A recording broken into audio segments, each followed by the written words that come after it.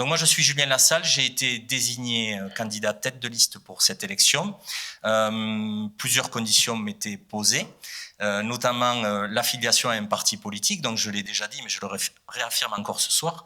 Je ne suis pas investi par un parti politique dans cette élection, donc je suis un candidat libre et indépendant au service de la liste et de son programme surtout. Moi, je me définis en tout cas comme un humaniste résolu et un républicain convaincu. Je crois énormément aux valeurs de la République de par mon parcours et je donne beaucoup d'importance à ce qu'elle représente. En tout cas, pour moi, le petit-fils d'immigrés, la République a été accueillante vis-à-vis de mes grands-parents et pour moi, c'est des valeurs en tout cas qui m'ont forgé. Je suis un homme de gauche, je n'ai pas l'intention de changer. On me prend comme je suis ou on me prend pas. Ça, c'est les gens qui choisiront au moment de l'élection. Mais en tout cas, ces valeurs, je les porte encore dans cette élection et je tenais vraiment à les réaffirmer ce soir. Cette liste, au départ, c'était un collectif qui a vu le jour au printemps 2025. Voilà, avec l'envie de faire des propositions alternatives à l'équipe majoritaire de Raphaël Bernardin. Donc du coup, on a commencé par faire des ateliers thématiques. Il y a eu 2 ateliers au mois de juin, un atelier sur les commerces, un atelier aussi sur les mobilités.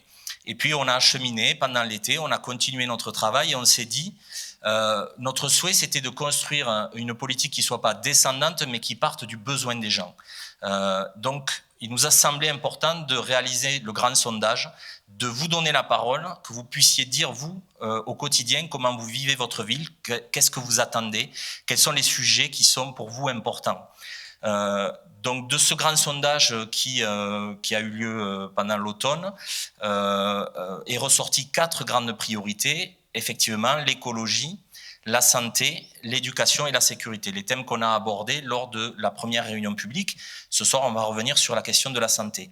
Donc à partir de cette feuille de route, on a constitué des ateliers thématiques, des gens nous ont rejoints, certains ont fait le choix de s'engager sur la liste, ils sont présents ce soir et je les en remercie. Et puis d'autres sont venus simplement pour dire, moi je pense que sur la santé, il faudrait telle et telle chose, sur la sécurité, j'aimerais aussi... Donc, certains ont participé à une seule réunion, ils sont venus, ils ont amené leurs propositions, ils sont repartis. Et tout ça, en fait, a nourri la construction du programme. Notre programme, il est en ligne sur notre site internet. Je ne sais pas s'il y a le site, on le mettra, vous avez le QR code. Donc, il est en ligne depuis 3 semaines maintenant. Je vous invite, vous tapez Saint-Sulpice-de-Main sur votre moteur de recherche. Vous allez trouver notre site avec notre programme, mais pas que, puisqu'on a mis aussi en place un certain nombre d'outils. Vous avez la possibilité de laisser vos idées, il n'est pas encore trop tard pour vous exprimer à l'occasion de cette élection. Vous avez la possibilité aussi de contribuer sur un sujet qui est assez fortement ressorti pendant cette enquête, qui est la sécurité routière, les aménagements routiers, les passages à piétons qui posent problème. Enfin voilà, il y a tout un tas de points identifiés dans la ville. Vous avez la possibilité aussi, vous, de contribuer. Par exemple, dans votre quartier, vous avez repéré un endroit qui est dangereux. Vous pouvez le poster sur le site internet et ça sera repris sur notre carte. Donc, un programme qui part du besoin des gens exprimés, un programme qui se construit aussi en 2 temps. On sait qu'on est dans une période budgétaire qui est assez contrainte. Donc, on s'est dit qu'il fallait d'abord pallier aux urgences. Quelles seraient les priorités de ce premier mandat ou du début de ce premier mandat et qu'est-ce qui, du coup, prendra un peu plus de temps. Donc, on a construit ce programme en 2 temps. D'abord, régler les urgences, réparer ce qui a été délaissé ou abîmé. Donc, je parlais à l'instant de la voirie, mais il y a aussi les bâtiments communaux. On a tout un patrimoine dans la commune qui, aujourd'hui, nous semble-t-il, est un petit peu négligé, laissé à l'abandon. Donc, les premières mesures qu'on souhaite porter en urgence, c'est d'abord réparer ce qui existe.